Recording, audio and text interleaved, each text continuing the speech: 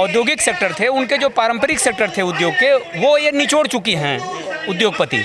अब ये गैर पारंपरिक सेक्टरों को निचोड़ने में लगे हुए हैं, उस तरफ इनकी निगाहें हैं।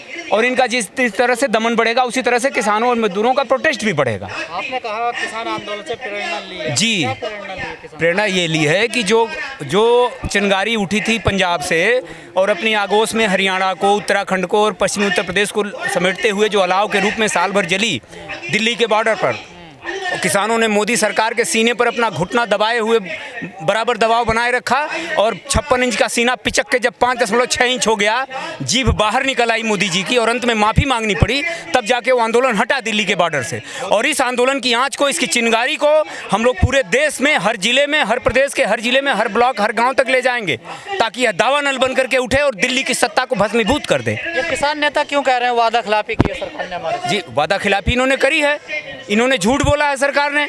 इन्होंने कहा कि हम किसानों पर मुकदमे जो हैं वो किसने ला दे। इसी आंदोलन के दौरान ही तो मुकदमे हुए। हम लोग झुक गया मोदी अभी जो झुका तो है, पर ये झूठा आदमी है ना, झुका तो है। इसने बिल वापस लिए और इसने कहा मुकदमे भी हम वापस करेंगे। बिल तो कृषि मंत्री कह रहे हैं दोबारा लाएंगे हम। नहीं, वो एक अलग बात है, लेकिन उन्होंने वापस तो लिया, संसद में वापस लिया। हिंदुस्तान के इतिहास में पहली बार कोई बिल पास होने के बाद भी संसद से वापस लिया गया हो। दूसरा उदाहरण हो तो बता दें आप। लेकिन किसानों की मेन मांग थी एमएसपी को लेकर। जी, एमएसपी की मांग भी हमारी बनी हुई है। उस पर भी सरकार ने कहा कि हम एक कमेटी बनाएंगे और आपके भी मेंबर होंगे। वो कमेटी बनाई गई, जो लोग उसके मेंबर थे वो फोन करते रहे, सरकार के लोगों ने फोन ही नहीं उठाया। इनके नहीं, सरकार ने नहीं बनाई ना, बाद में वो अपने वादे से मुकर गए, पीछे हट गए। और आपके किसान नेता भी लड़ रहे हैं चंदे को लेकर आपस में। नहीं, ऐसी कोई बात नहीं है। कुछ ऐसे लोग हैं जो लोग पहले ही किसान आंदोलन के शुरुआती दौर में जो लोग चुनाव में चले गए, उन लोगों से हमने कह दिया भैया हाथ जोड़ के कि आप अप्रैल के बाद आप हमसे बात करिएगा। वो लोग ऐसा कर रहे हैं। किसान आंदोलन में कहीं कोई फूट नहीं, कहीं कोई टूट नहीं है। जो लोग पहले से ही चुनाव में चले गए थे उन लोगों की ये बातें हैं। हाँ, मीटिंग हुई थी, मैं भी था उसमें। गांधी शांति प्रतिष्ठान में कोई टुकड़े नहीं हुए। वो लोग बात बताओ, जब सूरज पे अगर बादल आ जाए तो इसका मतलब ये नहीं रात होने लगी। कभी कभी सूरज भी बादल ढक लेते हैं, तो ये उतार चढ़ाव होता रहता आंदोलन में। इतना बड़ा आंदोलन, इतना बड़ा किसानों के संगठन, 500 संगठन से ज्यादा, तो उसमें थोड़ा बहुत ये इस तरह के घटना घटित हो सकती हैं। लेकिन सवाल ये है ना, सवाल ये है आज के हम ये किसान आंदोलन चर्चा करेंगे या इलेक्ट्रिसिटी बिल पे चर्चा करेंगे। आज हमारा मेन मकसद है इलेक्ट्रिसिटी बिल 2021 को वापस लेना। ये भी किसानों का एक डिमांड थी, यस। और इसीलिए ये अब केवल किसानों का मसला नहीं रह गया, ये अब एक व्यापक जन आंदोलन बन रहा है। बड़ी संख्या में लोग, बड़ी संख्या में, हाँ, बिल्कुल आना चाहिए और आ रहे हैं। नहीं है, अभी तो प्रतिनिधि सम्मेलन हो रहा है अभी, और हाँ, सारे स्टेट्स में ये फैलेगा। कम से कम 20-25 स्टेट्स में ये अभी आंदोलन चल रहा है और ये किसान और मजदूर सारे मिलकर करेंगे इस आंदोलन को। इसको जन आंदोलन बनाना है। आपका तजुर्बा हमसे ज्यादा होगा, आप बुजुर्ग भी हैं। लोकतंत्र में कहा जाता कि वोट की मार बड़ी तकड़ी होती है। देखिए, एक बात समझ लीजिए, इसमें लोकतंत्र में ही जनता से बड़ी ताकत और कुछ नहीं होती। वोट जनता को नहीं जिताती, वोट किसी पार्टी को जिता देती हैं। और पार्टी जीतने का मतलब है कारपोरेट हाउसेस की जीत। जनता की जीत है जन आंदोलन। जन आंदोलन जब तक कायम रहेंगे, जब तक चलते रहेंगे, जनता हमेशा जीतती रहेगी। अगर लड़ना है तो जीतना भी है।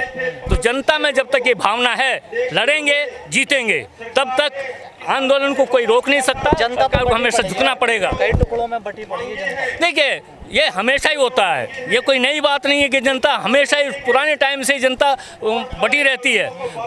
और ये जो शासक वर्ग है ये इस काम को बखूबी जानता है। जनता को बांटने में उसकी ताकत है, इसलिए वो ऐसे तिकड़म भिड़ाता रहता है जनता को, जिससे ज़्यादा से ज़्यादा बांटा जा सके। जनता एकजुट होने पे ही तो उसकी हार है। ये परिस्थिति जो बनी हुई है देश में, इसके जिम्मेदार ज़्यादा बीजेपी या कांग्रेस?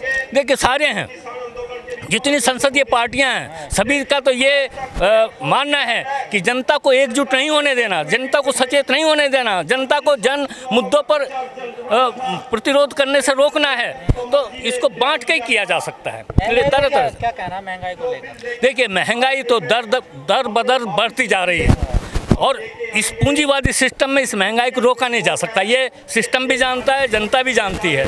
इसका एकमात्र उपाय है कि जन आंदोलन को इतना तेज करना, उसको क्रांति के रास्ते तक ले जाना, क्रांति करके समाजवादी व्यवस्था को स्थापित करके ही इस महंगाई से तमाम जन समस्याओं से मुक्ति मिल सकती है, अन्यथा नहीं मिलेगी। व्यवस्था कौन स्थापित करेगा? जनता स्थापित करती है। जब जब व्यवस्था बदली है, जनता ने बदली है। इसको कोई राजनीतिक अभी तो समाजवादी नहीं है ना, इस देश की जनता समाजवादी लगती है। देखिए, बात यह है, समाजवादी जनता जिस दिन हो जाएगी उस दिन तो क्रांति हो जाएगी। हाँ, ऐसा भी नहीं है कि यहाँ समाजवादी जो चिंतन है वो है नहीं, बहुत बड़े पैमाने पर है और इसको बहुत सारे लोग चाहते भी हैं कि समाजवादी व्यवस्था आए, लेकिन अभी नेतृत्व देने वाला इतनी बड़ी ताकत नहीं है कि इस क्रांति को अंजाम दे सके। लेकिन एक दिन आएगा ही जिस दिन क्रांति होगी। क्या मानते नेतृत्वहीन है अभी? है जी, नेतृत्वहीन नहीं, नेतृत्व की कमजोरी है, अभी उतना ताकतवर नहीं है। राहुल गांधी में वो कोई जन आंदोलन का नेता है, वो तो संसदीय पार्टी का नेता है, वो भी कारपोरेट हाउसेज परस्त नेता है। ममता बनर्जी, तमाम जितने संसदीय पार्टियां हैं, सबके सब कॉर्पोरेट हाउसेज के नीतियों को लागू करने वाले हैं। केवल एकमात्र क्रांतिकारी पार्टी ही इसको अंजाम दे सकती है और कोई नहीं। पार्टी का नाम तो बता दो। पार्टी का नाम अगर मुझसे पूछना चाहते हो तो मैं कहूँगा SUCI कम्युनिस्ट है, socialist unity centre of India. देखिए, लोग तो जिन्हें क्या क्या कहते हैं, लोगों को कहने से थोड़ी सारी व्यवस्था थी।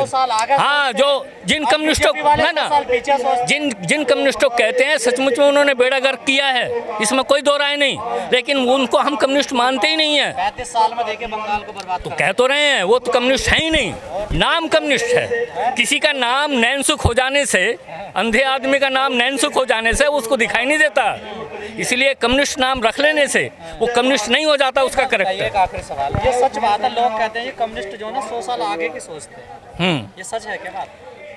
देखिए, 100 साल की बात छोड़ दीजिए, लेकिन जो वस्तुगत परिस्थिति हैं उससे सारे रिजल्ट निकालते हैं एनालिसिस करके, और वो फैक्ट रिजल्ट होते हैं, वो ऑब्जेक्टिव आधार पर सोचते हैं। कई कम्युनिस्ट कहते हैं चुनाव भी नहीं होने चाहिए, सब्जेक्टिव चुनाव भी नहीं होने चाहिए। ना, ऐसा कुछ नहीं है। सबसे बड़ा बढ़िया ढंग से जनतंत्र चलाने का जो रास्ता है वो कम्युनिस्टों के पास ही है। ये जो लोकतंत्र है ये वास्तव में लोकतंत्र नहीं है, ये तो खत्म क्यों हो रहे हैं, क्या वजह है? खत्म क्यों हो रहे हैं कम्युनिस्ट? जो कम्युनिस्ट नहीं है वो खत्म हो रहे हैं, जो कम्युनिस्ट हैं वो बढ़ रहे हैं। अभी देखिए, SUCI को आप नहीं जानते शायद, 25 राज्यों में काम कर रही है, लेकिन मीडिया दिखा रहा है क्या? सरकार, एक बात बताइए, सरकार में हम तभी जाएंगे जब क्रांति करेंगे। क्रांति से पहले सरकार में जाने का मतलब है कि थोड़े दिन बाद ही गिर जाना। सरकार हम अगर पहुंच भी गए तो जो हम आवाज़ उठाएंगे, जो हम आंदोलन छेड़ेंगे, उससे ये सिस्टम हमें रहने नहीं देगा सरकार में। इस सिस्टम में सरकार बनाने का मतलब ही इस सिस्टम की हित साधना, कॉर्पोरेट हाउस के हित को साधना। हम मजबूरी बन जाती है। ना, मजबूरी नहीं, हमारी मजबूरी नहीं है। नहीं, जो भी पार्टी आती है ना, अगर हम सरकार में आए तो हम इसको मजबूरी नहीं मानेंगे, इस आंदोलन को और भी इतना तेज कर देंगे कि वो हो सकता है उनको मजबूरी में हमें सरकार गिराने के लिए तैयार होना पड़े। और ऐसा हुआ भी है। वेस्ट बंगाल में हमारे एक मिनिस्टर था 67-69 में, सुबोध बनर्जी, वो 1 साल के अंदर इन सभी ने मिलकर उस सरकार को गिराया था। जब दोबारा बनी फिर गिराया। तो ये सही कम्युनिस्ट पार्टी की सरकार को रहने नहीं दे सकते, वो तो क्रांति करके ही एक सत्ता में आ सकते हैं।